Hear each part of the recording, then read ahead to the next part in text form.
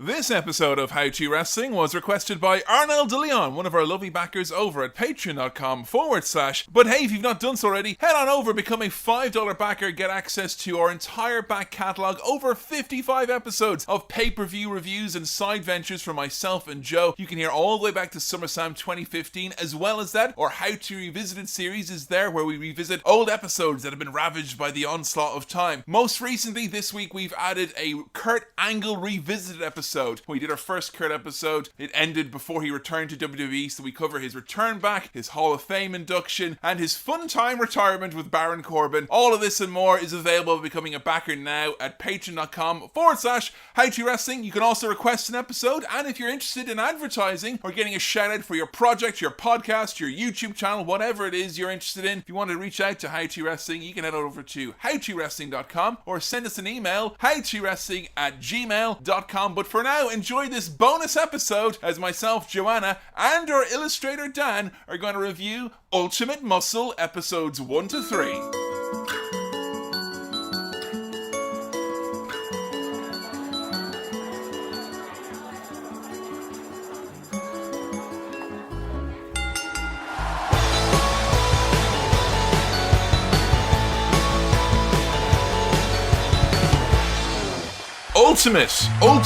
Ultimate Muscle, episodes 1 to 3. Hello everyone, welcome to How To Wrestling, where we're going to be looking at the seminal anime, Ultimate Muscle. However, once again, I'm Cowboy Kevin Mann, saddling up alongside, as always, my better half, my co-host, and the person who's learning all about the world of wrestling. It's Joe Graham. Hello. Hello, Joe. How are you today? I'm very well, thank you. How are you? I'm good. I've just watched a big steaming crop of anime from Japanime, and I'm very, very excited to talk about Ultimate Muscle. Was this something that you knew existed? And what is it?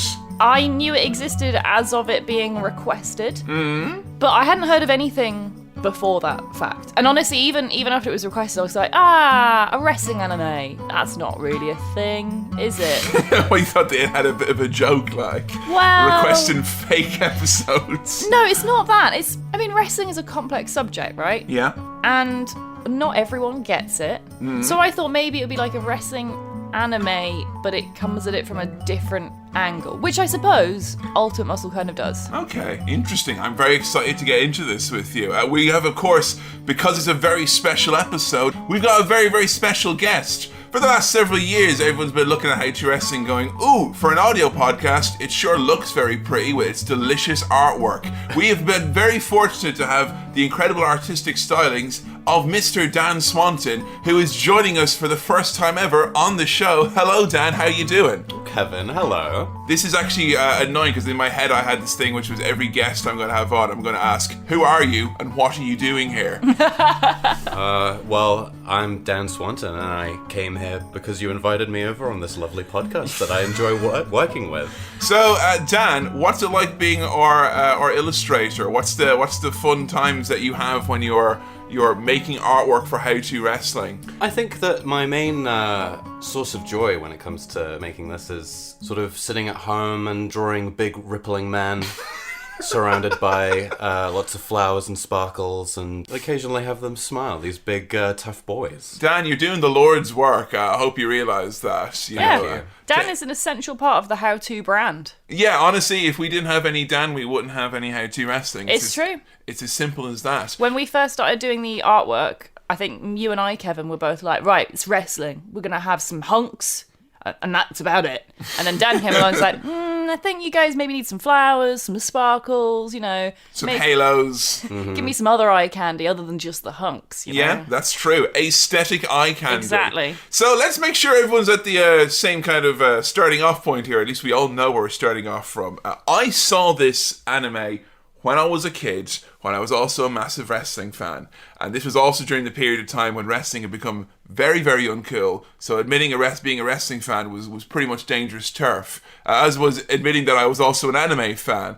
Joe pointed out to me that if you could draw a Venn diagram of things that were considered very uncool in my school, you've got wrestling as one circle, Anime is another, and in a very small cross section, there's just me there getting sick and pissing his pants on his own, like. So I admit that revisiting this is very fun, because I was really excited when I found this anime as a kid on Toonami. I was like, oh, I can't wait to tell no one ever.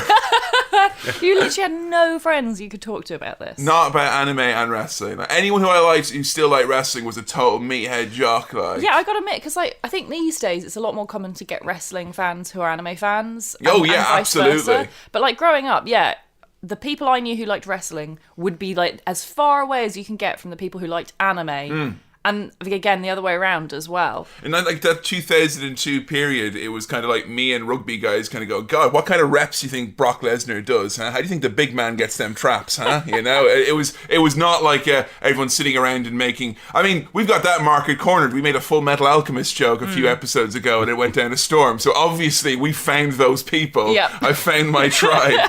Joe, did you see any of this or growing up? I mean, what's your starting off point? I mean, like I said, I haven't even heard of Ultimate Muscle until, about a year or so ago. I love anime. I've always loved anime. I think I've been watching anime since I was like 12. What are the choice cuts of Choice anime? cuts. Give me 5 fast big boy animes that you like. Okay, yeah, I'll go for like the kind of the mainstream ones. So Death Note is a must-watch anime. Yeah. For anyone who's not watched anime or watches anime but hasn't watched Death Note, just think it's an essential piece of viewing. Those people exist. Apparently so. Full Metal Alchemist. Oh. Definitely. It's one of the best. Full Moon, I'm going to go there and say it, okay? It's one of my personal favourites. What a classic. Yeah, Dan's watched it. I know we're probably the two people. It's absolutely insane. Yeah. You both look very proud, but also slightly Ashamed. embarrassed at the same very time. ashamed, yeah. Are you coming into this Venn diagrams of space now? What's going on? Because it's like a really dark... It is like a kid's anime, but it's got a really dark theme, which is it's about a 12-year-old girl who is diagnosed with throat cancer, but her one dream in life before she dies is to become a famous pop singer. And she has to, fulfill her dream, but she's obviously at death's door. She's got, terminal cancer, basically. Jesus! It's so sad! Even Vince McMahon thinks that's in poor taste. Yeah. God, I hope I've not really aged this episode by saying that. Any others then, along with your big 5? I'm going to go for Avatar: The Last Airbender. Oh! Does that count? I feel that counts. No, it doesn't count. Why does that not count? It's more of a Western anime. Is it? Don't look at me. I'm deferring to Dan on all these judgments. Polar Bear Cafe is very fun. I mean, I've got one other one, but I've got to embarrass myself then by admitting my 5th favourite, which is, I can't even remember what it's called. What's that one with the hand, which becomes a girl? What? No. Nah, this is what friends do. This is what friends do? No, we're not talking about the anime. What is this cursed, why I was dark-sided anime? Just desperately trying to find a different 5th anime. Was opposed to this cursed one? I think it's called Midori Days. Yeah? And it's about a guy who creeps on this girl at the train station every day. Dear God. And then one day he wakes up and she's his hand.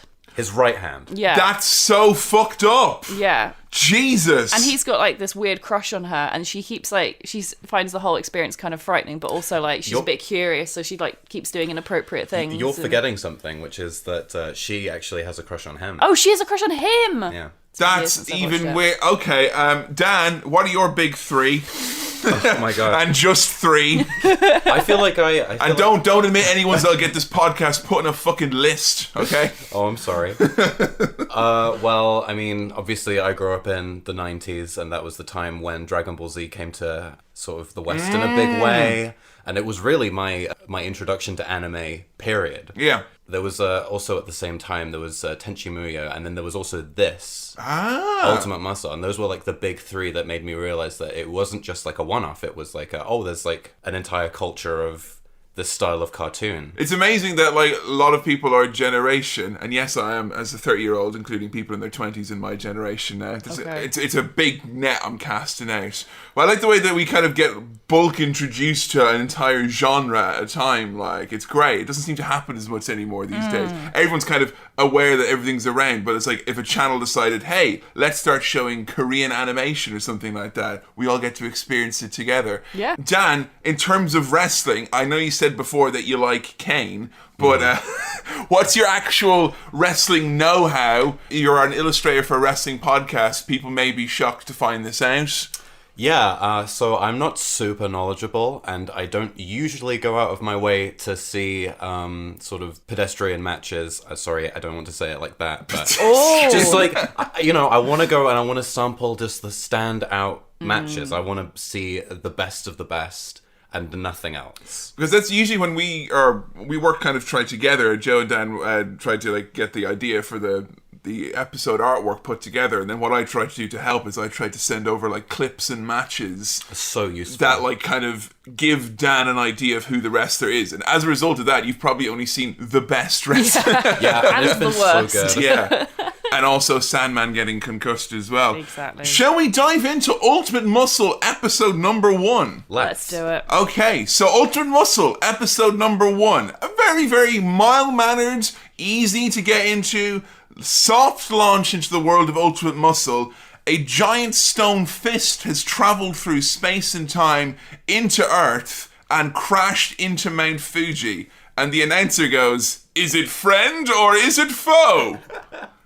Joe, would you guess friend or foe? I mean, it's a fist. I would say that's an aggressive symbol. Yeah. So unless it's like, I don't know, a spacecraft from planet Roman Reigns, I kind of feel it's probably the villains of the piece. Is that where Roman is like? He's going to get head off to at the end of like when his timeline is up. His home planet back off in the fist. Dan, fist in a mountain, friend or foe?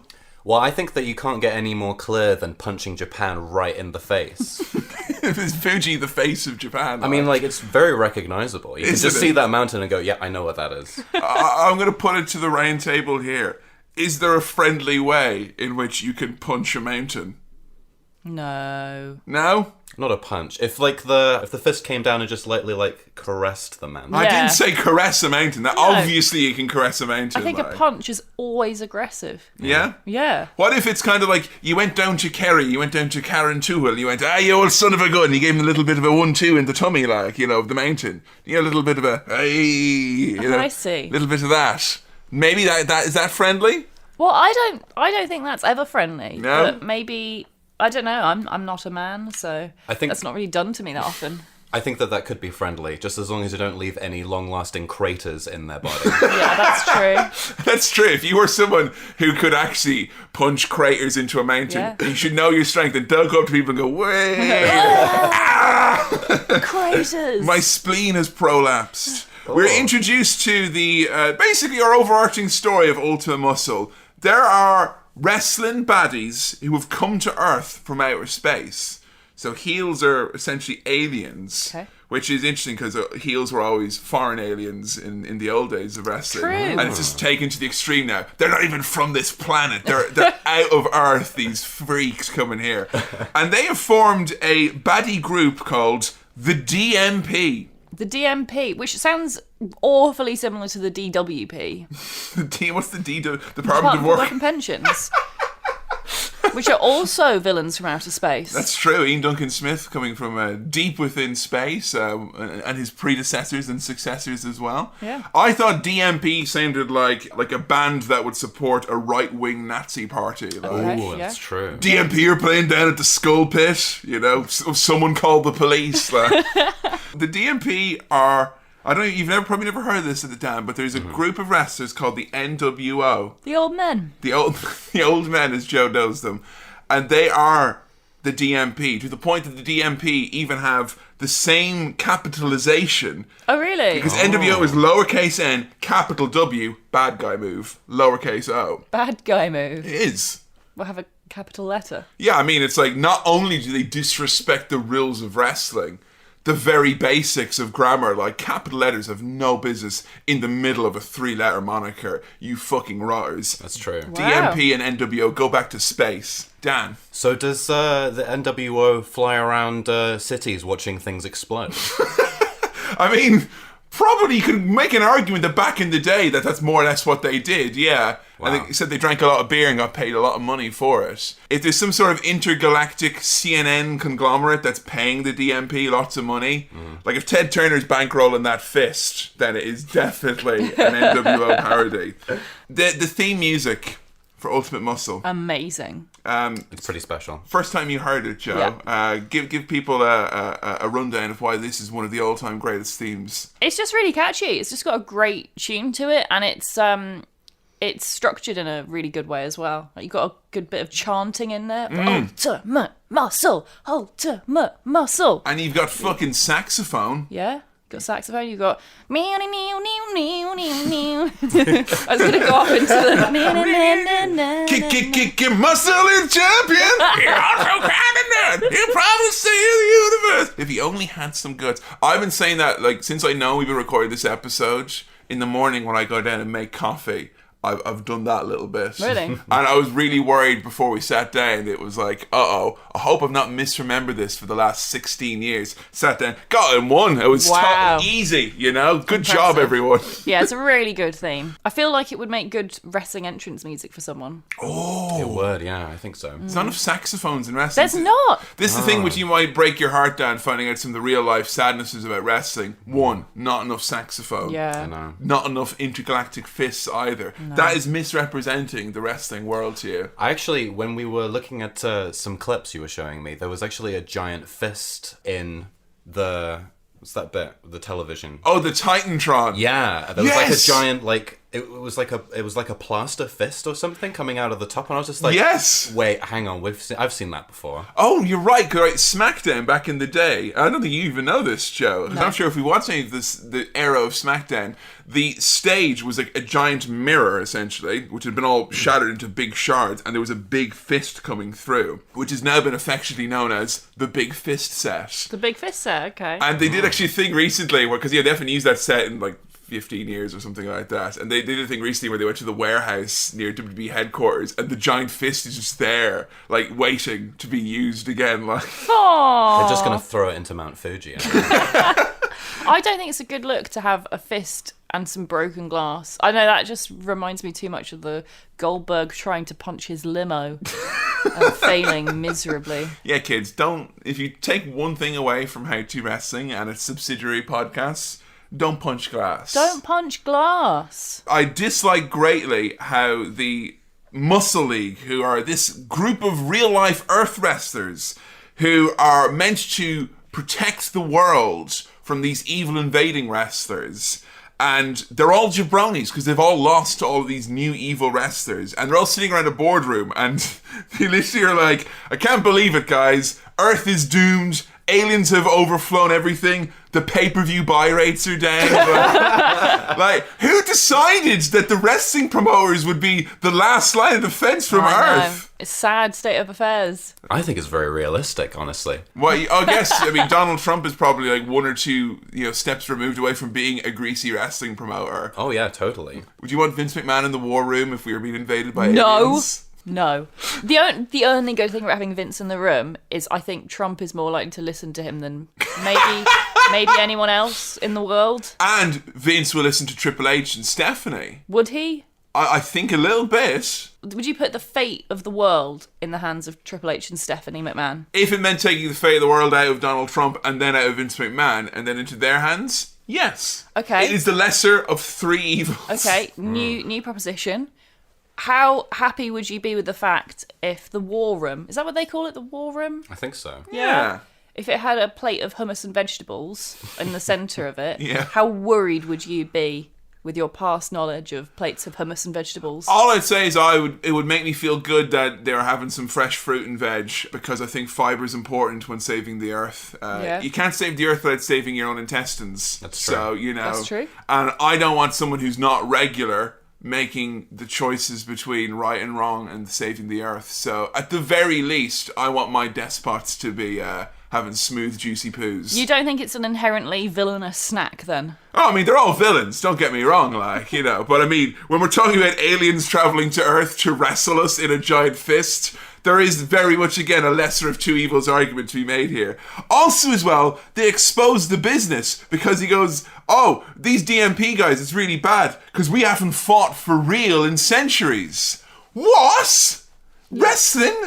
What? I don't understand that. Well, they clearly don't fight each other. They only fight bad people, right? Right, but the DMP are apparently wrestling civilians against their will. Oh my god. So, Dan, I don't know if you've heard anything, But take it from us. Wrestling is 100% real and above the level, and anyone who might come at you thinking it's a fix, it's just someone who's trying to beat a fixed odds betting terminal. That's all that is, okay? It is above board. 100%. I trust you. Who is the head man in the world of the Muscle League? The one in charge or the one who's the big hero? The big hero. It's King Muscle. Now that is a great name. Yeah. King of Muscles. King Muscle. Would you class any wrestler in the world of wrestling? And I'll extend it to you, Dan, as well, seeing as you've done some artwork. Who would you crown as king? And you could have Queen Muscle as well. Who to be your king and queen of muscles? I think John Cena would be a good king of muscle. King of veins. Oh, I think he's more muscle than vein. You reckon? Yeah. Yeah? It's close. But yeah. Queen of muscle. Dana Brooke, probably. Oh, that's true, yeah. Ideally, China. Oh, yeah. China.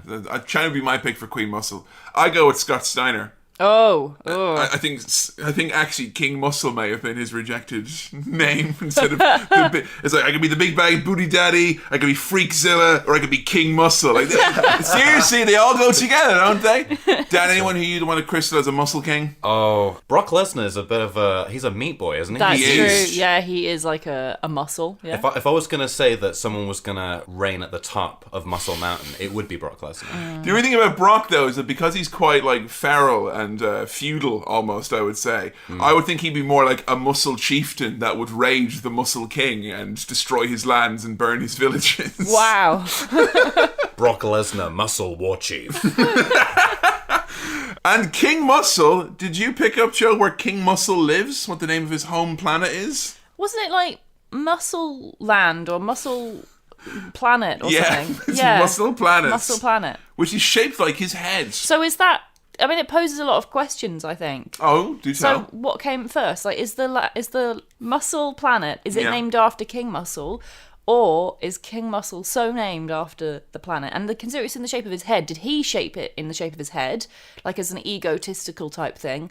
Or is he considered the chosen one because he is born with the face that matches Planet Muscle? Oh, because I'm just saying, if we saw someone who like was born, they had like an Earth face, I'd be like, next leader of the world right there. That would be terrifying. You know, it would be, and I wouldn't want to question that someone who's got a globe face, like no eyes or nose or ears with a cold hair, like Well, maybe it's really boring for them. Maybe it's like having a face that just has America on it. Yeah.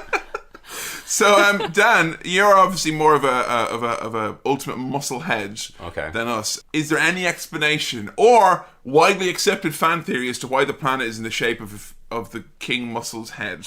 I think it's just so that when you're in space looking down at the planet, you know, first of all, what planet it is, and second of all, who is the most important person on that planet. So is it just reshaped every time there's a new leader? I don't know. I imagine not, because everyone has the same face. I don't know if you've noticed. Like, they put the mask on, and then they all have that look, and including the little shark fin on top of their head. So is that, I mean, it's a question that was on your mind a lot, which was, you were asking if it was a mask or not. Now, at the start, they put on the mask on the boy. Yeah, it's like a fleshy...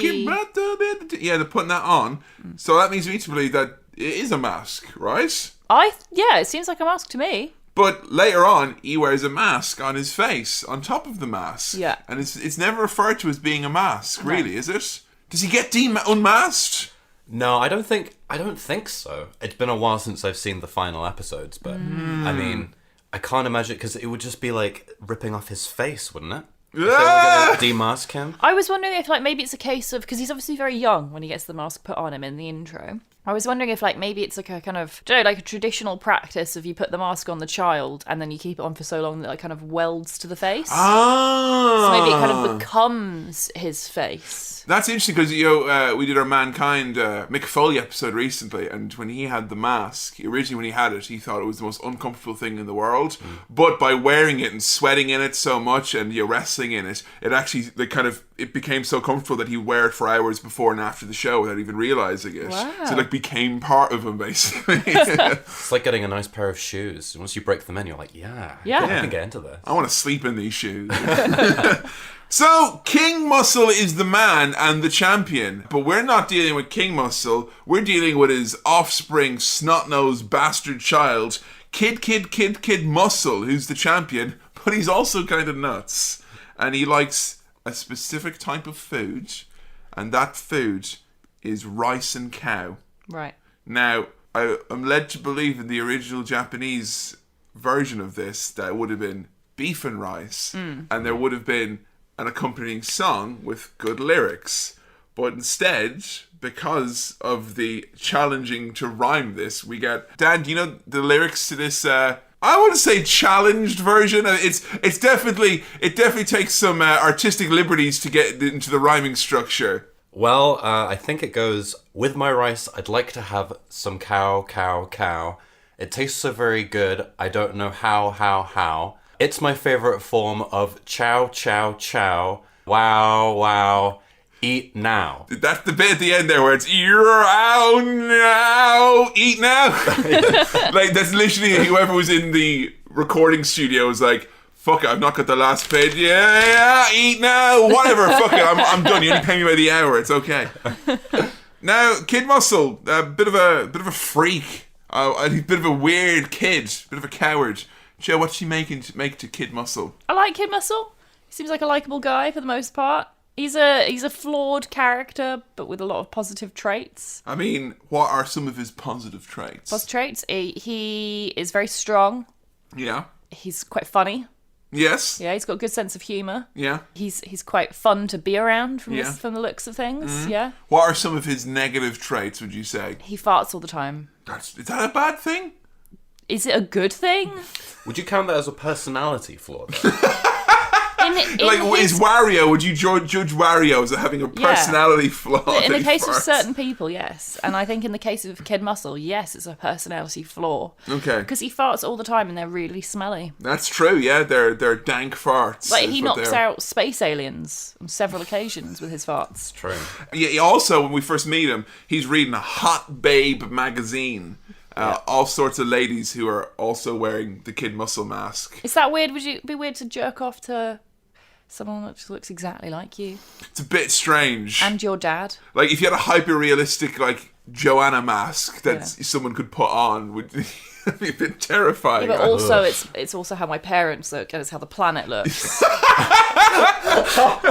I don't know. I mean, there's a reason why we don't have any atlases down here, babe. It's because they're too damn sexy. You know? I can't keep my hands off them. He's also a coward. That's a big thing about him. He's a coward, yeah. He's one of these millennial types, you know, who's afraid of pillows, puppies, and 3-syllable words. Am I right, old people? He's found out that he's going to be the replacement of King Muscle, and they're going to start a new muscle league to fight the aliens. And because he is a fraidy cat, he runs away, and he's chased by cars. And the cars are in the shape of... the planet. Which is also the shape of... him. Yeah, that's very strange now. Yeah. That's going to give you a bit of an ego thing, isn't it? Yeah, I think it would give you kind of like a self-identity crisis of some kind. You know, I mean, would you look at a car and go, oh, that's my face? Or if you look in the mirror in the morning and kind of go, hello there, car planet fucking weirdo. Dad. You get run over by a car. Dad? It must be hard for him because, like, it seems to be that he doesn't see his dad very often. Yeah. And yet the face of his father is everywhere and is literally the planet. Oh my god! And then to be chased by cars with his own father's face, that's a serious metaphor. It is a metaphor. And I just want to say that I actually feel quite sorry for Kid Muscle when this sort of thing lands on his lap. Because he's just kind of like doing the regular teenage school thing, which is he's like just beating off to his magazines. Yeah, he's reading smut while he should be doing his homework, which, you know, is whatever. But he's clearly like a bit of a basement dweller. He lives with his mum and is a bit of a latchkey kid, yeah. Exactly. And then he suddenly has like all this responsibility. It's like, hey, you have to take up your dad's like job tomorrow. And if you don't do it, these cars that are your dad will chase you and make you do it. Yeah. Don't try and run away. The planet is your dad. Like, I mean, screw you, Dad. I'm going to my room. Fine. It's shaped like me. I think we've actually forgotten one thing, which is that King Muscle's missing. Yeah, he's gone. He's MIA. Hence why Kid Muscle is needed. Because King Muscle has got... I'm going to say the word muscle a lot now, okay? King Muscle from Muscle Planet has the power of ultimate muscle. Right. Which Kid Muscle may also, coming from Planet Muscle and being the son of King Muscle, may also possess the muscle power of ultimate muscle. mussels are what we're going to be having for lunch. No, just thought I'd say the word mussel. Oh shit! I'm sorry, I got you. my hopes got you all hoped up there. This is a bit of a fancy lunch, just used as a joke, isn't it? All that talk of mussels already in there. Yeah, goodness. So he jacks a space ride. Well, he doesn't really. He farts into it, and then he's like, whoa, and then he flies off and lands on Earth. Yeah, so he manages to use space flight via the power of his fart. Pretty impressive. Pretty amazing. I'm pretty sure that's how Wario came to Earth as well. Yeah, it's very contrived. Just get to Earth, like, come on, get a bus or whatever. He lands on Earth, where he awakens the legendary trainer of King Muscle. It is none other than Meat, who may or may not be voiced by Danny DeVito. It's not Danny DeVito, sadly. You sure? Yeah, I'm pretty sure. So Meat is like a super baby.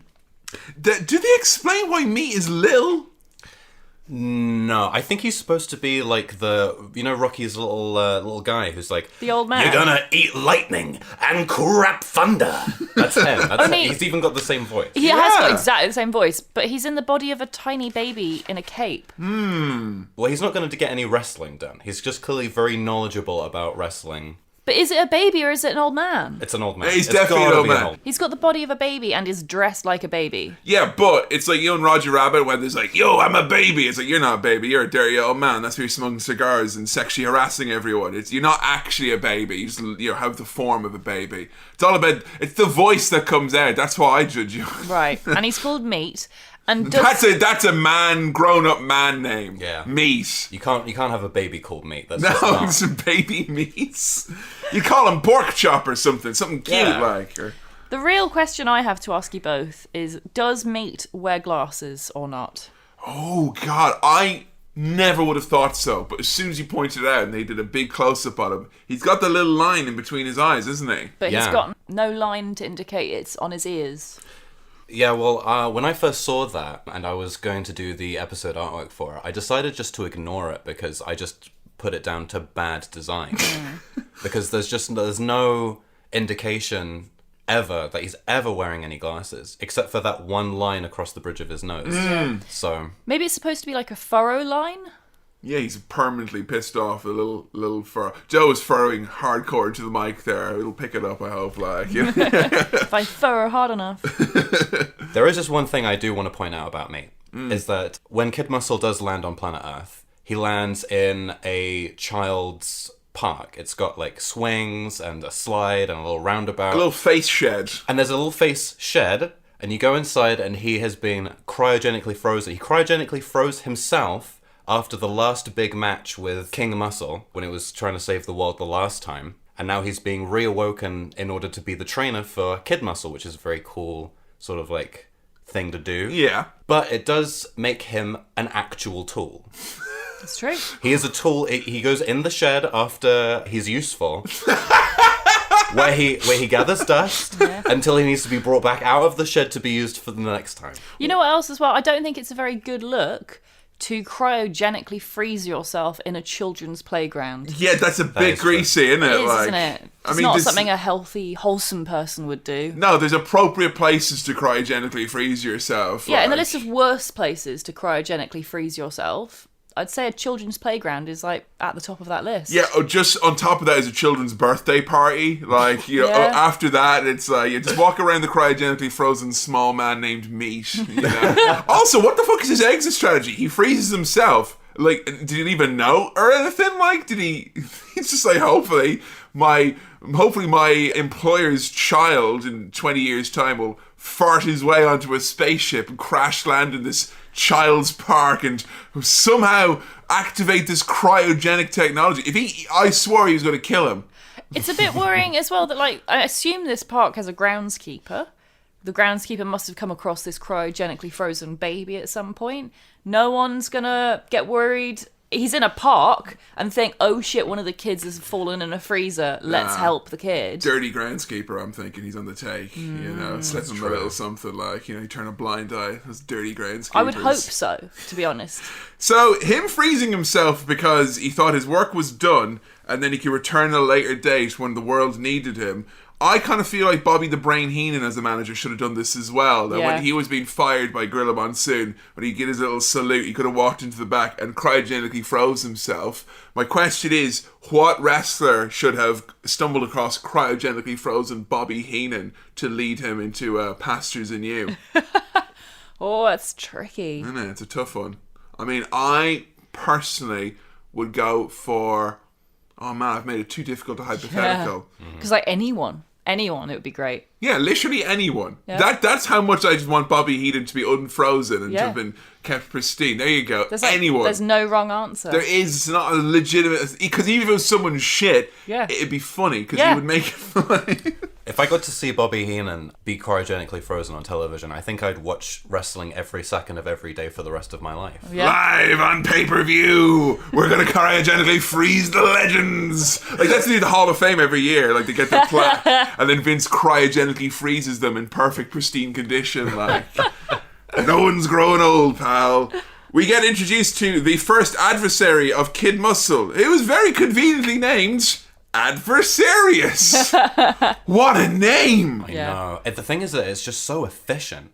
I am galled by like it's like lazy, but it's like lazy for me. I'm lazy by like experiencing it. It's a tight fucking baddie they could have called him as well, you know. Yeah. I don't know. I like Adversarius. I think it's got a nice ring to it. Do you like that his powers have nothing to do with his name? Because Yeah. what are his powers? Do you remember? No, I don't remember. I remember. Is it punching? He does a bit of that. Oh yeah. no, he has the big plus weapon. Yeah, he's got like a long plus which comes out of like where his heart would have been. So you know he's a stone cold killer because he's heartless. He's got a long plus symbol and he's got 2 minus symbols either side as I well. didn't even notice the minus symbols. I thought they were his nipples. They look like brackets to me. Like he's got a big plus in those brackets. He's like maths man. Oh, I see. Because he doesn't use the minuses, does he? It's only the plus. I think they kind of like fold outwards to give the plus a little bit more room, but that doesn't make any sense because If he's not got those, when the big plus symbol comes out, he just bleeds lots, and it's really unfair. Do you think, like Wolverine, that it hurts every time for Adversarius to make this long tube come out? I of think him? it's like gives him relief. And seriously, it's like having a big poop inside you. And then it has to come back in again. God! I probably would have accepted it more if it just kind of like he shot out pluses that just regenerated rather than have Yeah. like the big tube go in and out like that. And it looks like metal as well. It's like very solid plus. Yeah, seriously solid. And he's a solid adversary. He's mocking Kid Muscle, and Meat is all like upset that Kid Muscle is such a wuss and a pansy, and he's not like a stud like his old man is. Adversarius crosses the line. He breaks the man's beef and rice. Yeah. And we Too get far. the most dramatic line reading. My dinner. My mother made that for me. You know what? As a person who makes a lot of dinners in this house, Yeah. I'd like to think that if a man with a big plus symbol broke anyone's dinner, we had a nice sweet potato mac and cheese last night. If a man with a plus symbol came in and smashed that shit up, Oh, I'd have been very sad. I would have not tears, but anime quivers. I would have expected those at the very least, you know? Yeah. Yeah. Well, I enjoyed that dinner so much that I would immediately magical girl transform and destroy that that invader. Kid Muscle powers up, and his powering up is him reaching deep within himself to find the power of Ultimate Muscle, which is again just giving himself a hot tag, and he becomes instantly ripped and better animated. Yeah. Mhm. Like much more detailed. Yeah. I kind of like if there was a wrestler who could do that, just become like really like HD, like they're wrestling and normal, and then they do the power up time until they go 4K like. Thing is, you probably could actually get a wrestler who did something like that. How? Because a lot of the time, if you're not flexing, your body looks a very different shape than if you are. Yeah. So you could have someone who maybe has like good control over a lot of their muscles to come in maybe like, with a bit of a slump, like maybe a slightly unattractive body posture, makes them look kind of like a bit, you might underestimate them. I see. And then when it comes to them actually wrestling in the ring, they can stand up properly, like put their shoulders back, flex all their muscles, and suddenly it's like bam. Are you telling me, Joe, that you're advocating wrestlers to not stretch before and warm up No, before they go out? not at all. I'm just saying, like, it's all to do with body language and posture and stuff. Honestly, I think that's a really good gimmick idea that someone should do. That's a good idea. Don't they already do that though? I mean, I remember Hulk Hogan doing that, like sort of like he gets beaten up a little bit, and then he pumps up. up. Yeah. He pumps up. And then he kind of comes back and he's even stronger than before. That's He kind of like, does, yeah. But it's he's a bit just of an anime trope. It is. He's just wet though. Like he's just Yeah. kind of a wetter hot dog, kind of doing the funky chicken. That is. Think about it. Hulk Hogan hulking up, just him doing the funky chicken. Like While he gets a bit pink. in yeah, the just face. do the funky chicken music over Hogan hulking up. Yeah, and it's like that is your racist uncle at a family gathering who's embarrassed everyone, and he's in his little yellow pants as well. Oh my God, stop it! What has he done? Why is he so wet? He just poured Advocat on himself. I don't know. Like, you know. He does his special attack to power up, which is the attack. He gets a kanji on his forehead. What's that? I don't know. I don't recognize it, and there's no way I can Google it. So It goes, I imagine that also hurts every time that comes in as well. Yeah, I reckon. So he does the butt buster, which immediately creates a giant crater in the earth. Joe, did you recognize the butt buster from wrestling? I did not actually, but I already knew that this was a move in wrestling. Oh yeah, whose move? It's Samoa Joe's move. Ah, It's the Muscle Buster. yeah, which I thought it was called in this. It was like, yeah, the muscle buster, because ultimate muscle. Yeah. But no, butt buster instead, because bums are funny. Yeah. it's true. I thought it was the I don't want to have any more bones move. Oh. Once you slam into the ground and all the rocks break, I think that's it for having internal organs or anything. Yeah, particularly as well, if Kid Muscle's only eating beef and rice, and he's jumping square on his tailbone like that, that ain't gonna be a fun time. Like, you know, he's gonna have a real serious prolapsed anus if he keeps doing this maneuver.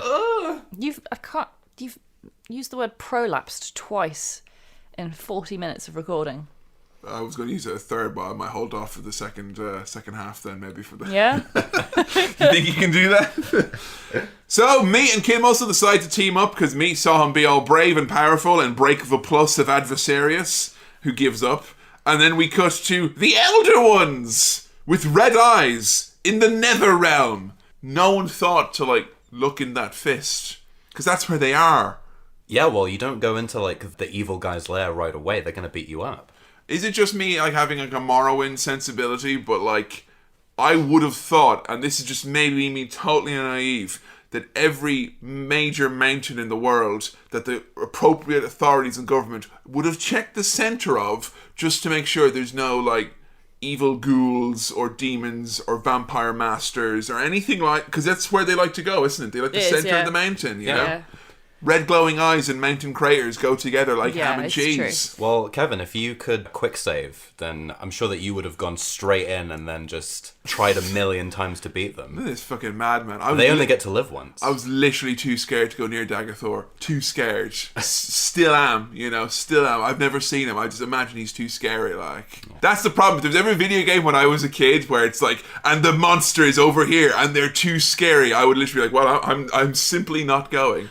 There was a game called Little Big Adventure that I used to play, and like after the first little land, the training zone, basically they're like, but the legendary Gragahool monster is over here. I'm like, well, that's scary. I'm not going anywhere near that. I was like 10 years old. I'm like, I refuse. I'll just play the rest of the game here. It's very sensible. And after a while, I like the baddies you faced were like little cute little beavers who were like, "Woo." And they were like, no, the dreaded Glaboloa monster, like my daughter has been killed, only skeletons come back. I'm like, I'm not going near it. It was just a bigger version of the little guys in the end, so I did feel silly for all those years avoiding it. Never be afraid, kids. That's the main thing to take away.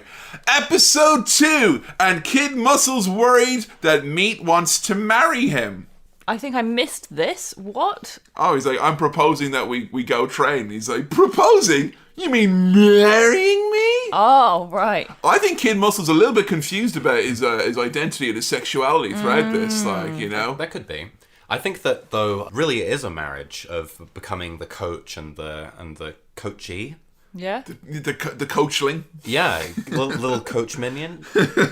It's true. They have to go to space with all the other wrestlers because they're going to learn how to become buff, tough wrestlers to take on the evil... I was going to say the evil BGM, but that's evil background music. The evil DMP! There is one line which I just thought was absolute genius. which was with Meat and Kid Muscle in the ring. It's deja vu all over again. The writing can sometimes be really, really funny in this. Like, Yes. Really, really witty. I thought it was a point to bring out that the writing is excellent at times. Particularly in this scene where we get introduced to all of the other wrestlers who are training, all of which are mostly terrible. Like Ski Adams and Mercury, who looks like an unpopular iteration of David Bowie, and the Gazelle Man, who is called Dick Von Dick. My fave. Dick Van Dyke. Dick Van Dyke. Sorry, I was getting a bit silly there. Like, thank you for keeping me on the level there. Sorry. We got Special Man Jr. I love Special Man Jr. Are you kidding me? What a name. I wish I was Special Man's son. Yeah. I want to see Special Man Senior. Imagine. He's pretty special, that guy. Like, Yeah. You know. We got the Canuckler, eh?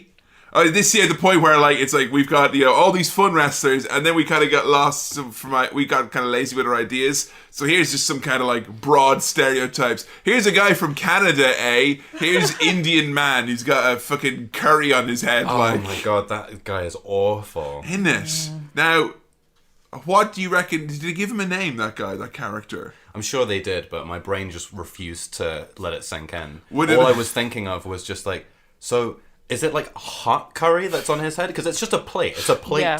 of curry, and it's like perfectly separated as well. Does it ever get like mixed in? I Does that imagine ruin it's one of those like varnished plates that you sometimes get in like. Oh, Yeah. like Like when they're showing the takeaway plates. outside, like Yeah. what it looks like. This is kind of what to expect with this dish. So it's yeah. not a legit curry. You couldn't actually eat that. No, I don't think so. I think it's like a display version. Two thoughts then came into my mind. One, if someone ate the curry, would he lose his power like Samson? Number two, I did feel when I looked at the curry on his head that it was like rude of me to do it. Like, I don't know. It's like like in Peep Show, it's like tube in its nose is a man with a tube in his nose, like curry on his head. Curry's head is a man with a curry on his head. I was like, don't look, it's rude. You can't do that. Now, this is the fun moment where I can say real life is just as bad as wacky anime. There was a character in wrestling, I mean, still technically is, called Curry Man. Oh my god. Who was a masked wrestler who had kind of like out of a luchador mask that had a spicy curry on his head. No, you're No, you're lying. kidding, you're kidding. Yeah, his No, name is you're Curry lying. Man, and he's hot No. and he's spicy. No, you're lying. Now, he's not falling into any of the kind of Kevin. Indian stereotypes that they're doing here, but his name is, I mean, I can show you. I don't believe you. You don't believe me? Of course I don't. Kevin, we've just watched an anime where there was a character called Curry Man with a curry on his head, and you just said it was Yeah, I so thought- offensive you couldn't look at him, and now you're telling me you've seen this before. No, you're. There he is, Is that him with with Brian Daniel Dennison. That's like the wrestling equivalent of holding up a newspaper with the date on it, being beside the serious See? Daniel Bryan. It's Curry Man. He's hot, he's spicy. He doesn't really kind of go in for the Indian stereotype, I guess, so to speak. It is a white guy playing Curry Man. That curry looks very sad. Although it makes a great hat. It does. He's a spicy wrestler, is Curry Man. So there you go. And here he is with his special curry hat. How is that a curry hat? It just looks like a disco ball. When are we going to do the Curry Man episode? This always happens though. I can't show Dan the really interesting, weird wrestlers because you just want to do artwork for them. I love Do an it. episode with fucking Curry Man. Oh, one of the wrestlers is bitter about Thing Muscle, which is Terry Canyon, who is an American, and he's got a mullet, and I'm pretty sure he's meant to be Terry Funk. Yeah, you said this, and I don't know if I believe you. Okay, number one, he is American, like Terry Funk. Right. Number two, when they cut to flashbacks, he is on a ranch, like Terry Funk. He's from the Double Cross Ranch. Also, as well, in an episode, I do remember as a kid, he did the spinning toe hold as that's the canyon finisher. Ooh. And that was Terry Funk. That was the Funk family finisher, was the spinning toe hold. So, I'm Count- 3 for 3. Okay, well, counterpoint. Yeah. He's not a grizzled, middle-aged man. Yes. He's not covered in scars. No, it's just far too non-broken. Yeah, and he's not currently on fire, so... You make a compelling case. Yeah, Dan, we played Scruples last night. Who do you think wins? I don't know. It's hard to say. He doesn't know enough about Terry Funk. Come on now, that's not fair. Neither do you, apparently.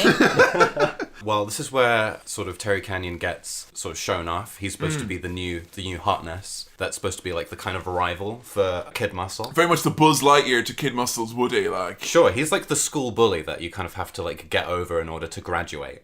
So this is where I realized that Kid Muscle is actually suffering from depression because he says, "Heart of a champion? I have the heart of a chicken. I think it excuses like a lot of his cowardice. I'm not sure that's depression. I think he's just honest with himself because he is a coward. But he tears himself down. I mean, He tears himself down when people say he has potential. That's it. I think there's one thing being a coward. It's like, I'm getting out of here. I don't want to get hurt. But he's like, I'm getting out of here because I'm so bad. I'll only fuck it up. I guess, yeah. He's the difficult form of depression where it's the self-attacks, isn't it? Low self-esteem. That's it, yeah. Chronic low self-esteem, I would say. Yeah. Well, a lot of people have been telling him, like, apparently the old man who sort of, like, tells him that he needs to become the new King Muscle. Yeah. He kind of has, like, very harsh things to say about Kid Muscle. You start, like, feeling sorry for the character. Like, he's been bombarded with negativity his whole life. And expectations. That horrible mix of two things together. I want to say something about Terry Canyon. Yeah. Very important. He wears a top with an exposed tummy. Yeah, he's a little kind of cut out a little bit of it. Just to show off his abs. I like that, yeah. I think more wrestlers should do that. More male wrestlers should do that. Because I'm going to say the Iconics, Billy Kay and Peyton Royce. They do, and it's a great look. Because they've got it's very, very smart. Because it's like, we've got a new shirt, we want to show it off, we want to sell some shirts, but also we've been working our core, we want to show off our abs. So you do a little cut up here in the middle to show that off. Yeah, you just build in a little skin window. Yeah. I know, it's something like... A skindo! Oh, God. Kofi Kingston has done it on occasion. He does, yeah, he's went for the half shirt. Yeah, and I just think there should be more... I think it should be less like t-shirts cutting away that looks like a little tummy window, and I think there should be more men's outfits that are actually designed to have an exposed tummy area. How about the Blue Meanians, the Blue World Order? They were all about the no, because it's a cut t-shirt again. It's not a part of the design of the. Oh, you want the internal? Yeah. You want an ab window? Yeah. Yeah, I want an ab window. A window to abs. Yep, and I think Finn Balor should wear it. You know that he would if if he has to put on a shirt. If there's any sort of a world where they have to put a shirt on him, he'd be like, fine, but I'm gonna have an ab window. How am I gonna rub peanut butter on this when most of my abs are obscured? This window isn't enough. Exactly, you have to patch test in there, you know. They arrive on the planet to do their training, and they go through the door of Freddie Mercury and get introduced to all of the main trainers. It's the original Muscle League. We've got Robin Mask, voiced by Sean Connery. I think his career went downhill here, like, you know. Well, I'm glad, you know. You admit to being an abuser of your partner. You get busted down from Bond to doing voiceovers from poorly translated Japanese anime. A fitting punishment for Connery. We get him introduced to Sansumi and Buffalo Man, who's got a Singapore cane. And I've been conditioned now. As soon as I see that Singapore cane, I thought he was going to like play a bit of Metallica, smash open a can on his forehead, that type of a thing, you know. I would like to be trained by Sandman if I was to be trained to be a wrestler. Why? Because we get to have beers and listen to Metallica. That'd be cool, right? Yeah. So this place is basically an off-world performance center where they have to run from saws, mauling bears, getting hit right in the arse with a big spinning saw. Like, what's the insurance situation here? This is, pretty intense. Does insurance exist on this planet? Probably not. I mean, this place is called the Hercules Factory. Yeah. Yes. So I imagine that what they do is they saw up all of the hunky boys and then sort of like Frankenstein them into a big Hercules. And the offcuts they can sell cheap at the market, like, you know. Hunk meat. They say that profanity results in an instant ban. There's no swearing in this wrestling, in this intergalactic universe. And also, Terry is proving himself to be nothing but a stud. And they have a training section here, which I wouldn't be surprised if they actually did something similar to this in the dojos of New Japan at some point, like in the Dark Ages, where you have to do a suplex over a series of spikes. And if you've not got the perfect bridge on your suplex, you will lose a kidney. That's horrible. It is. It's deeply upsetting. Can you think of anyone who you think could actually confidently... Yeah. Charlotte Flair. Oh. Bianca Belair. Yeah. Alicia Fox. More than anyone. Alicia She can Fox, make her body into a bridge. Yeah. You I'm know? trying to think of some men who could do it. Daniel Bryan, probably. Yeah. AJ Styles? Yeah. Maybe? I wouldn't want all those wrestlers I like. I wouldn't put anyone in danger of getting spiked. No. Samoa Joe, he could probably do it. Again, I wouldn't want him spiked. Big boy, yeah. You'd have to be really tall in order to do it properly. Yeah. That's shit. We just mentioned a load of short people. Other than Alicia and Bianca, everyone's going to have their fucking neck punctured. Charlotte Flair's tall. That's true. She is tall, isn't she? Yeah. AJ and AJ's Daniel got are gone. no hope. Neither is Daniel. They're going to get lobotomized from the Skewered. backside. Awful. I actually think it would be quite nice to have that on your back. Excuse me? I don't know. I think it looks like it would be nice on your back, like kind of acupuncture and The bed of nails. Yeah. yeah. The curved bed of nails, though. Yeah. I don't know. I want to lie on it. You want to lie in a bed of nails? Yeah. I want a curved bed of nails. It kind of tilts me backwards like that. Now, I'm just wondering if worlds have gotten mixed up here, because I don't want to assume that the bed of nails that is often shown from like East Asian culture or whatever is the same as acupuncture. No. Is that No, why they are someone not lies? the same. Yeah. That's not why someone lies on a bed of nails, is it? No, but you can get acupuncture mats, which are like plastic mats covered in tiny plastic spikes, and they are for acupuncture. Yeah. Oh. But it's not a bed of nails. That is an entirely different thing. Why does anyone lie in a bed of nails? I think it's supposed to be like a concentration sort of thing, that you're supposed to lie in such a way that you don't sort of like puncture yourself. Yeah, it's a See. skill. To not die. Yeah, it's like an art.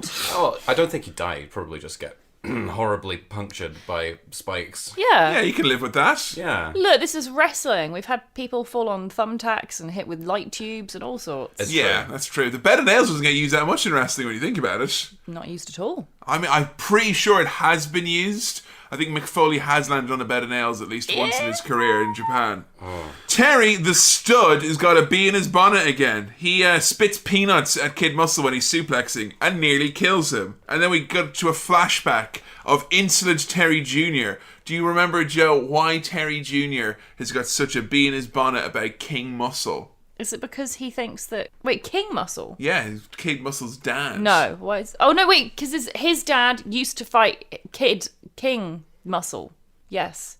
Terry's No, dad... they were tag partners. Oh, okay, so they were friend fighters. They didn't fight against each Yeah. other. Friend fighter. That's tag team. That's what you call them, friend fighters. Terry's dad and King Muscle used to be in a tag team, but that doesn't explain why he hates him. He hates him because that King Muscle got all the glory, and Terry's dad, as an American, was really humble. And he's like, son, seeing my friends do well is all I care about. That's definitely an American trait, isn't it? It is. Only Americans are humble. We don't have empathy or the notion of being humble in these British Isles. You know, it doesn't happen. No. So it's nice to see it. I wonder what it's like. It seems nice, isn't it? But he's been really fucking instant. He's like, oh, I hate you, Dad. You're the worst. You never take any responsibility. You never get any of the praise. I hate you, Dad. And he's a little 4-year-old kid cutting a promo on his dad. I felt Super Nanny should have intervened. Yeah. You know? Yeah. This is unacceptable. You cannot expect your children to treat you like that. I want you to give your child a warning, come down to eye level, put them on the naughty step if their behaviour continues. Terry, you cannot say that to your father. Terry, it's not acceptable to question your father's career trajectory, Terry. And you sit on the naughty step. No, he does punish poor little Terry Canyon. Yeah, see, you do need Super Nanny here because he just beats his child. Yeah. Yeah, he just cracks him right across the face. Now, come on, that's not acceptable either. Is that you like- can't beat your children. Is that the cost of empathy? It's like, come on, son, I'm a mild-mannered guy. It's okay that I let someone else take all the glory for my career. How come you're not a bigger star? I'll show you, child. Yeah. Like, quick to fucking anger this guy. No. God. He's got issues. I don't like this empathy business. I'm going to stay away from it. So it gets a big swerve and reveal here as everyone is arguing. Special Man Jr. I don't know, this broke me in two, this. I don't know what to believe anymore. I know. Special Man Jr. ain't who he's supposed to be, Dan. He turns out to be a horrible robot snake. His face kind of like cracks off, and like the husk that was Special Man Jr. and all that he represented. I don't know if there's like a Special Man Senior anymore. I don't know, like, did the snake take Special Man's son? I don't know. Or- he just busts out of him like it's Alien. Or was it like really deep, like with the DMP are like, we're gonna like impregnate Special Man's wife with this like false flag operation essentially, and then later on, when the time is right, your child will explode and reveal itself to be a giant snake android. They say he's a robot. He's very obviously, was there a word for when it's a man-snake robot hybrid? It's a cyborg, so like a snakeborg And so a cyborg is officially half man, half machine, is that? and half snake. Snyborg. is what we can go with. Snakeborg. Snakeborg. I feel like we could pitch that to Mattel and get some shit. Snake. Snake? No. So the Snake immediately puts himself in a Hell in a Cell match with Kid Muscle with no build. AKA Hell in a Cell matches these days. Oh! Biting commentary there. Terry gets spat at by the Snake outside and he's hurt. And then a wise old man comes and he's like, oh yeah, stop being such a little bitch about your dad. Stop being such a dick face about your dad, alright? He's alright, you know? It's not my fault that he's humble and a loser. And look, he's got a bandana in it. And he's like, oh, that's my dad's bandana. Like, yeah, it is, isn't it? Stop being a fucking asshole, alright? And he's alright then. But he says, I got this bandana. It's supposed to go in a museum. But I'm going to use it to bandage up your wounds, and it's a thing that King Muscle brought around with him all the time to remind him of Terry Man. I'm not King Muscle. Also, my face is obscured, and in the next episode, maybe. And Snake Man says at one point that even robots have feelings. Also, the Snake sounds like Jerry the King Lawler. Yeah, he does, a lot. And all I'll just say is, check him, yeah? I'm not saying he is, but just check him. That he could be a snake robot man. I don't think so. I think he's much more likely to be like a slug robot man, maybe. Or like a slug clown man. I'm just saying, think of a horrific slug clown. Jerry Lawler. All I'm saying, though, Joe, is that we're right to check him, though, right? Yeah, definitely check him. Of course, check him. And, if Jerry Lawler could be going, and then all of a sudden he cracks open. I can totally imagine that. The long con, 45-year career, and he's actually been a snake clown all this time. Slug clown. Or a slug clown.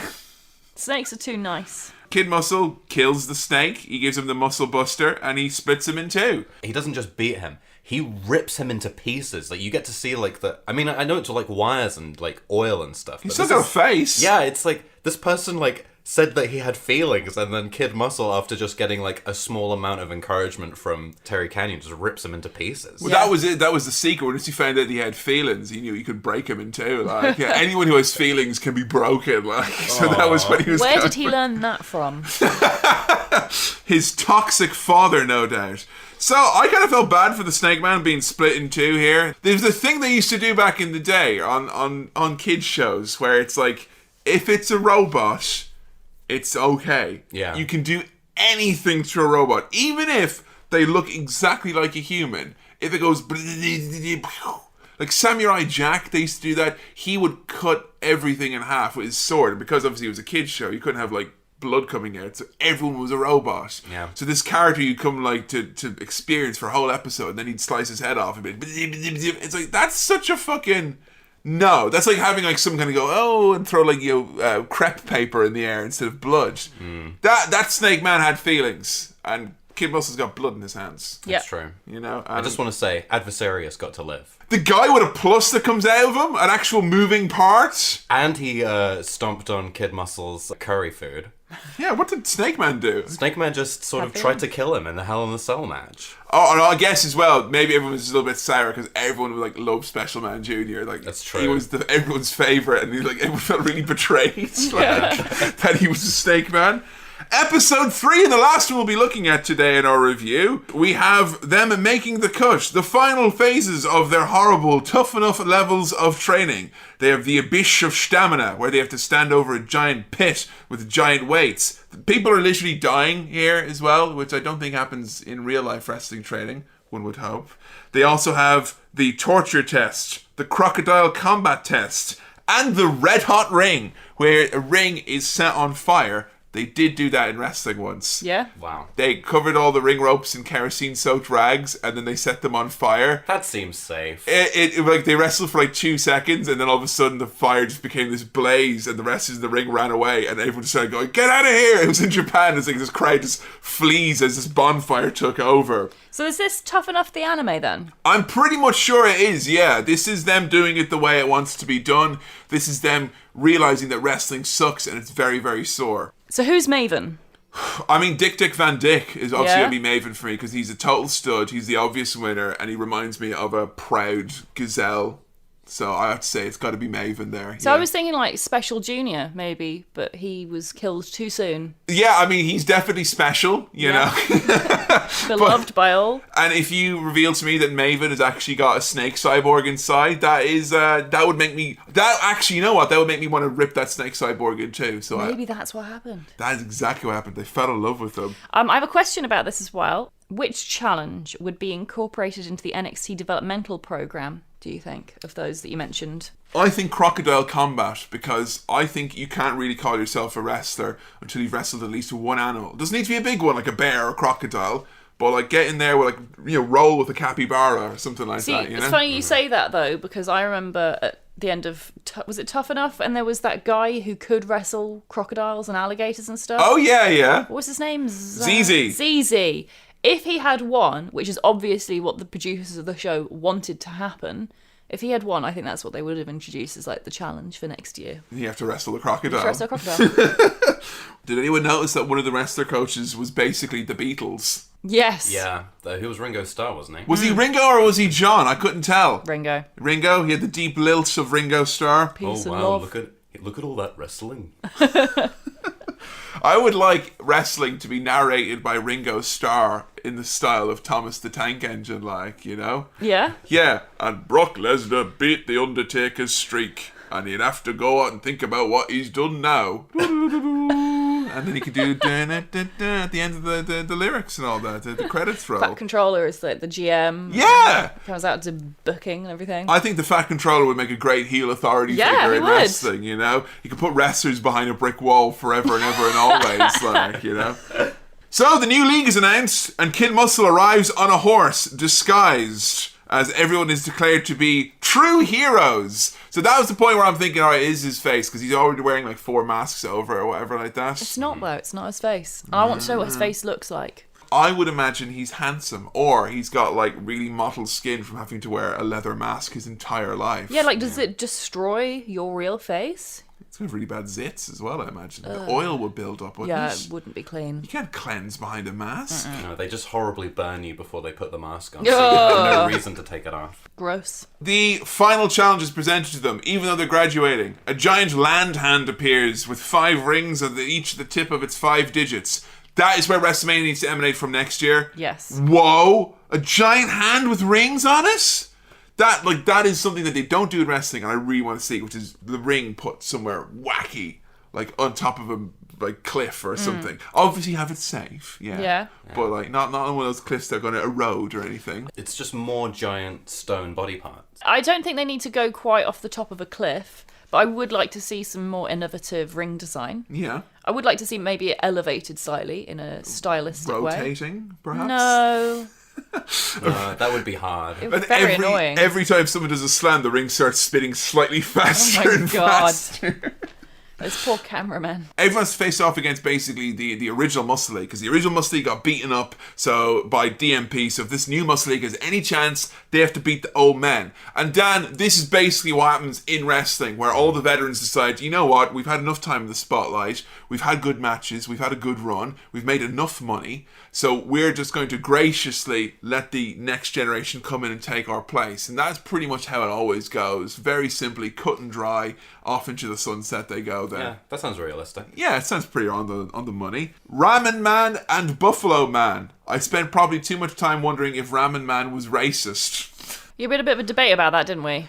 I think he's meant to be Chinese. I'm not sure. And this is a Japanese anime. And there's no shortage of love lost between the Chinese and the Japanese. Yeah. I'm not sure. But then, when you pointed out the Buffalo Man looked like a specific wrestler, all that went away, and I spent the rest of the matches focusing on that. It's the big dog Roman Reigns. It so is. He's got the same hair. He's got the same goatee. He does this thing with his arm where he kind of pumps his arm like Roman Reigns does. His finisher is the spear, and he's got weird coloured eyes. I like to imagine that Vince has come in here and gone, "Give Buffalo Man yellow eyes." Kind yellow eyes, pal. I was going to say it right now because no one else has said it, but this group of wrestlers, they're a serious pack of fucking freaks. Yeah. Are these the people from Earth, and they're all like weird half-human, half-robot. I'm going to be honest. I don't think that humans have spacefaring capabilities, and I think that all of the wrestlers come from Different space. planets? Yeah, I think so. Oh, like real life. They just kind of chose this sort of like backwater sort of like planet to, finger quotes, defend. Maybe it's because it's the only one that has any vegetation. Oh, it's not the only one that... Because all the other planets are just shapes of people's heads, aren't they? They're a bit crap. They're just wastelands of rock. So it's Right. the only thing I can imagine. Wrestling fans will be happy to know that Ramen Man does Daniel Bryan's O finisher, the cattle mutilation. Hey. It's good, and we also figure why we don't do it in WWE, because we can't see anyone's facial expressions. And that's probably why the animators did it, because it's easy to animate. So, would this have come out before Daniel Bryan had that as his finisher? I think so, yeah, because I think the original manga of this, but again, I think that was a move that was done in Japan way back in the day. Oh, of course. Like the one thing I will say about this, whoever made this was a wrestling fan. Oh, Like, yeah, this- absolutely. Yeah, and you will, if you're watching this, particularly if you're a fan of Japanese wrestling, you will see countless nods and references to it. I don't know, I was going to ask you guys about the animation style, like where it's at, like if it's to par or if it's lazy, because oftentimes these serialized animes can be a bit lazy. It seems stiff.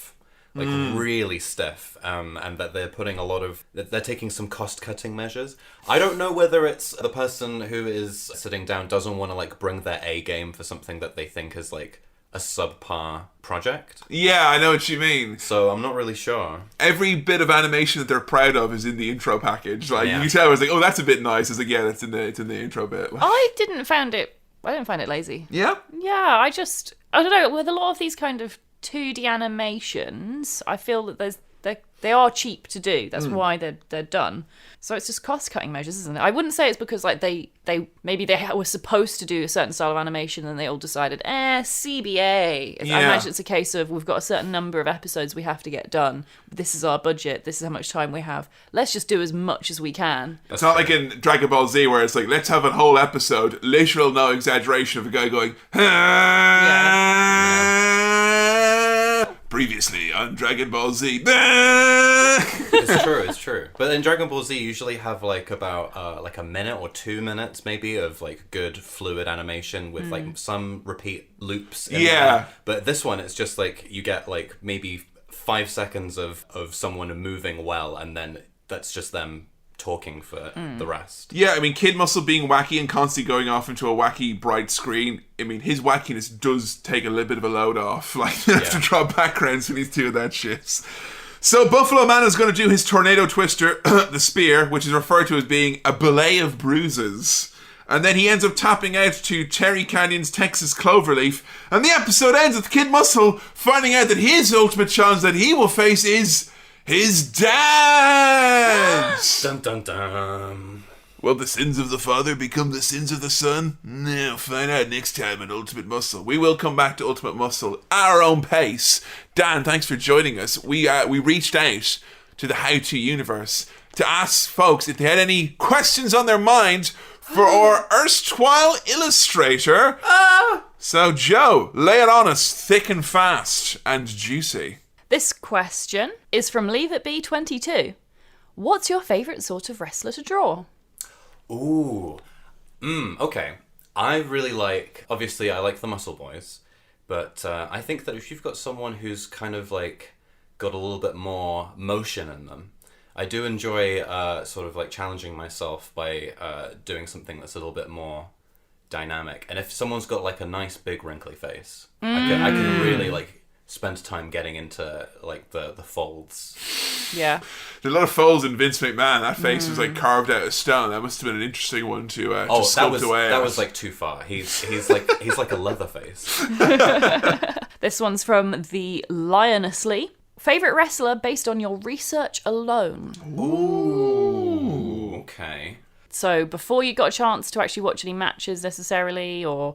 Did you know much about William Regal before we did? No, I was going to say, I think it's Yeah. William Regal. Yeah. Because he sort of like...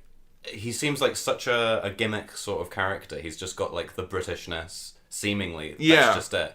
And if I saw him, I'd be like, oh, he's like the villain who drinks tea, blah, blah, blah.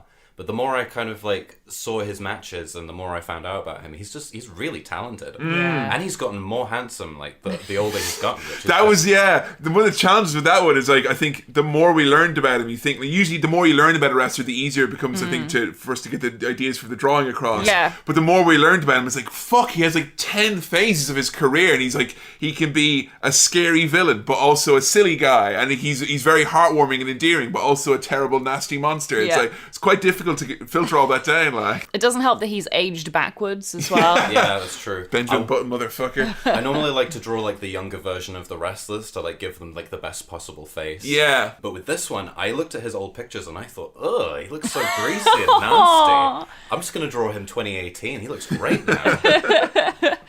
This one's from Gavlar87. Who is the hardest person you've had to draw, and what were the descriptions that were given to you? I'm You're trying to for a think notebook now. there, right? No, I'm trying to think through all of the ones that we've been doing. Kevin Owens. I think he was the hardest. I don't know. He had such a he had to be sort of menacing because he's sort of like this imposing character. But then he also has this real soft side to him as well that really likes zoos. Yeah. So like I had to have him sort of be very menacing, but also seem quite soft and approachable. And it was like trying to put them both in that. I don't think I did it. Oh, I was going to say, I totally thought that you nailed that, because the image I get when I see that picture for the Kevin Owens episode is you're going to the zoo, but then when you come to the zoo, you're like, oh no, the bully from school is also at the zoo. And he sees you with that exact look, like, are you going to this zoo? And then it's like, yeah, I'm going to the zoo. I really like the pandas. And he's like, oh, cool. Same. And then you both go to Yeah. the zoo together, and you do, and then he tells you go back twice to make sure you don't miss Yeah. any of the animals. The Billy Keeble actually get yeah. there, and that's why I feel it's like you have the crassness and the scariness of him, but also we're gonna go to the zoo and we're gonna learn about each other and we're gonna have a good time. Yeah, so he was the most difficult, I think. Okay. But he was very enjoyable to do. I have a question. Okay. It's just a two-parter. One, who was your favourite wrestler to draw, or favourite artwork in general, because I know we've not just done wrestlers. And then the second part of that question is, who is a wrestler that we've not done yet that you would most like to draw? Oh, okay. So, I think, I've said it before, I'm a bit biased. The Kane one, I love doing that one. He's just he just looks like a big ogre man. Yeah. I love it. And I could just let loose and just say, okay, well, he doesn't need flowers or sparkles or anything. His motif is fire. And I just got to sort of like exercise the little child that's just like, hee, I like Linkin Park and Kane. You totally got across like late 2000 badass. Yeah, like, yeah. You know what was considered cool there, like. Because He only Kane, needed a trench coat. Kane is a silly-looking guy. He's this 6'8" man in a red leotard. Like, I and don't a think mask. that version of Kane could work today, like as a new character. No, it I don't couldn't. think. But well yeah. done, because you made him look so cool. Thank you. He did it all himself. I just That's tried not true. I just tried to grab some of his majesty. So how about part two then? Which wrestler maybe that you're aware of, you've not done a drawing of yet, but maybe you're excited to? I was gonna say probably like The Rock, because Really? because he's such a Hollywood guy. I wanted to like sort of like have him be like this. He's like the face of wrestling for a long time. Wasn't Yeah, he? very true. 'Cause For some people, he still is, really. Yeah, so I kind of wanted to have like that. He's more of a personality than he was a wrestler in my experience, because he was around at the end of when I was interested in I wrestling. guess he transcended wrestling, I guess, yeah. And he followed me out into like the other movies that I was watching at the time. I think it's an interesting answer, because as you were saying before, you like to consume only the best of wrestling. Yeah. And fitting with that theme, when you came and stayed with us, a couple of nights ago, we showed you Ricochet and Velveteen Dream and Adam Cole. No, I'm super hyped. If I ever get a chance to do them, I would die happy. I think if it's going to be realistic, I think Undertaker would be a great undertaking. Hey! Sorry. The other thing I wanted to ask you, what's your favourite artwork of all the ones that Dan has done? It's impossible for me to choose just one, because I love so many of them in different ways. And some of them I find I have a better appreciation of almost years later. Like the Daniel Bryan one. At the time I loved it. But it's only when he turned heel that I was like, okay, that's one of my absolute favourites now. I don't know if you know, we showed you some clips on SmackDown of Daniel Bryan turning heel. Yeah. And your artwork, I don't know, there's something about it. It's like channels that part of him. This kind of like wild, feral desperation. I did want it because it was he's quite low down when he likes to wrestle. So Yeah, I think yeah. He's quite scrappy. And He's like a cat. I wanted to get him. And I think that him having an adversary as well kind of helps because, Yes. you know. Daniel Bryan is often wrestling. Yeah. I think for mine, my favourite's got to be either Sandman, which I just think... I love the Sandman. Yeah, that's like such a... Sandman and like a recent one, both Bobby Heenan and the Mick Foley ones, because I think those are two of my favourite Mick characters Foley's in wrestling amazing, ever, which just... The I love... Shinsuke one is one of my faves. Yeah. So stylized, so cool. And every time anyone comes to our house and looks at our coasters, I think the Scott Steiner artwork often gets pointed out. The Sami Zayn one I love as well. Yeah. Yeah, I'm actually very interested to know, because I don't think we've ever just put it out there and said, what's your favourite artwork? Yeah, I'd love to know. So I would say anyone listening to this episode, tweet us in and let us know what your favourite artwork is and why. Because that would be That would be really, not just for my ego, but just to know what kind of territory I could move into, maybe. Yeah. So that would be really a good learning experience. It's going to give him loads of ego to be there on top of his golden throne like, it's not for ego, it's for the art.